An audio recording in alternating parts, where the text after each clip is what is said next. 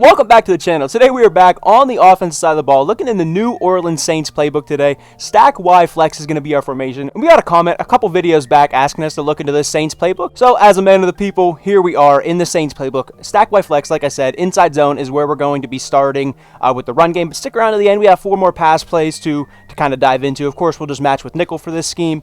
And how about these Saints the first 2 weeks of the season? I mean, who would have thought they would have put up, what is it, dang near 100 points in 2 weeks, like 90-something points? Pretty crazy from this Saints offense. Kubiak has been playing really well on the offensive side of the ball.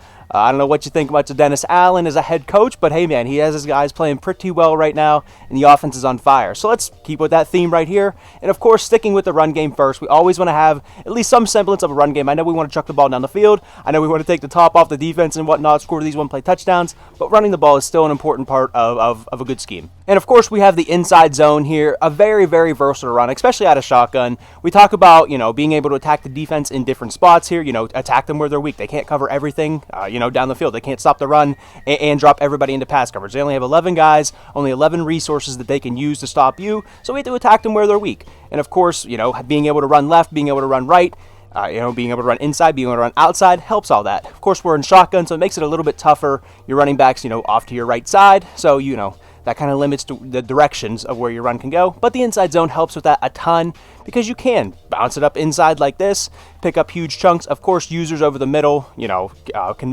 muddy that up a little bit as well. But just the versatility here. I mean, of course, we're getting another light box. And just the ability to go on ahead and just bounce this run outside as well and then make a move on a defender. Gonzo does a pretty good job making the tackle there, but you can see the idea behind that. Having the run game being as versatile as possible only benefits you on the offense side, only makes the defense's job harder. And we say this in almost every single video, the running game is just a numbers game. In this case, we have 5 offensive linemen, so if the defense has 5 or less players trying to stop the run, probably going to be a good look for us to run. If they have, 6 or more offensive players or defensive players trying to stop the run, probably not an advantageous look for us to run into. But of course, this one, only 5 guys in the box. Guard does a pretty good job climbing up to the linebacker, pick up 6-7 yards. Not bad. So let's get into these pass plays, and we're going to do it first. Z-Spot is going to be our first play, and you already know what's going to happen. We're going to streak Chris Olave. We're trying to put this slot corner with the fire emoji over his head there. We're just trying to put him in conflict with Kamara and Johnson. Try to run Kamara to the flats, pull the zones down, and then put the corner out in behind that. Of course, the left side of the field with the stack, we're going to be working the sidelines a ton with this. So, just same kind of deal over there, basically running smash. Same thing, Shaheed trying to pull the guys down, hit Perry over the top, or vice versa. If they play these corner routes over the top, that should leave the flats wide open for you. So let's just snap this ball.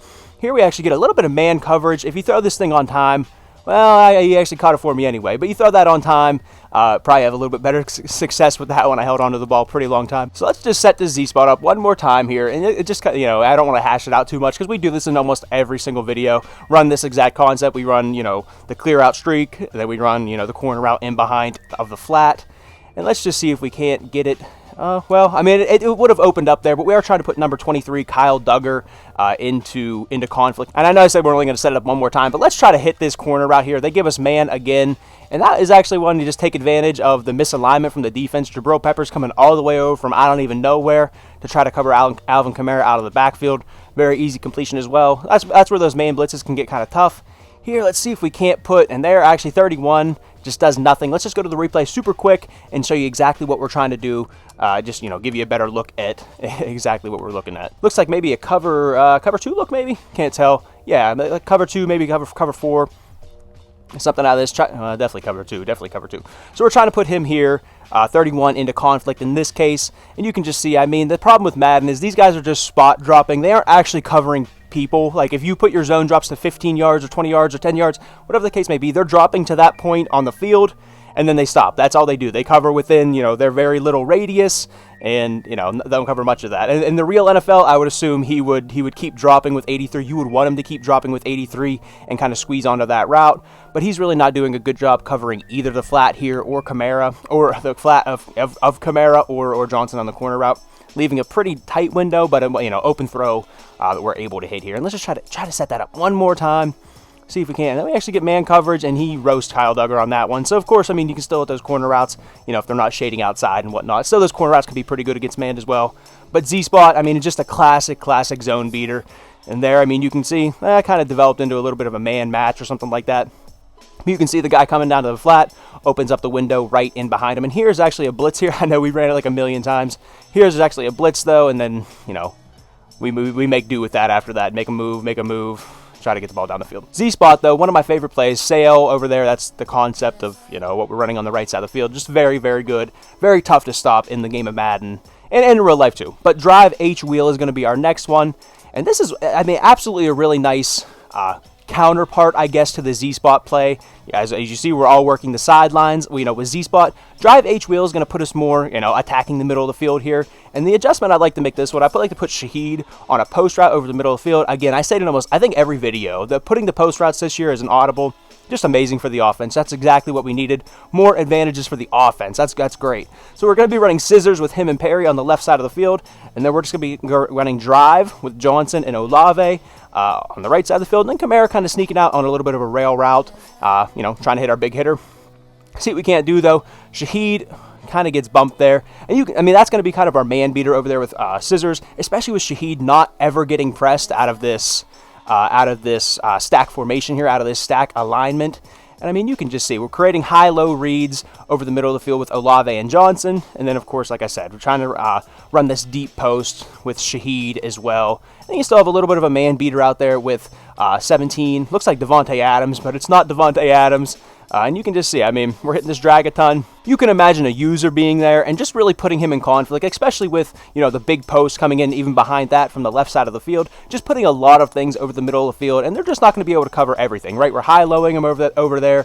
See if we can't. Oh man, well that's tough throw right there. Don't do that in your games. Drive H wheel though, super solid. And again, this is obviously one you can just leave stock as well. Basically running smash again on the left side of the field with Shaheed and Perry, and then again on the rest of the field, just high-lowing everything there. Actually, probably A would have opened up down the field, and that's really what we're trying to do: high-low everything, and you know, make them pick whether they are going to defend high, you know, defend the longer route, or they're going to, you know, try and come down and play that drag. And just running it here, I mean, give us man coverage. And that is just a coverage bust, and I'm still not going to be able to get it to him. I'm blaming Derek Carr's noodle arm right there. I should have been more on dive, obviously.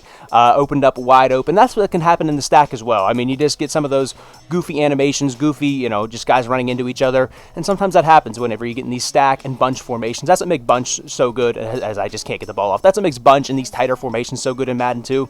Because you can't just play by leverage, right? And in the NFL, a lot of the times, you know, you would see, in this case, you have Shaheed and Perry. Maybe this is getting too in the weeds for some folks.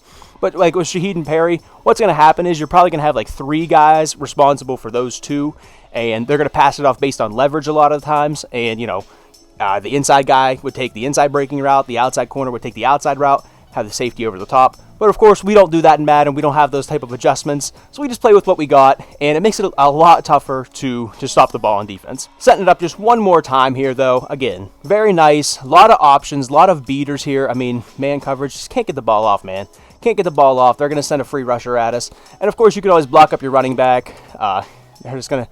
I mean, that's tough. Here they actually do block him on that left side. I think that's Trevor Penning over there. He has been putting me in, even before this video, before I started shooting this video, Trevor Penning has been putting me in hell. I don't know how Derek Carr's doing it over there. Maybe he's having a great year in real life so far.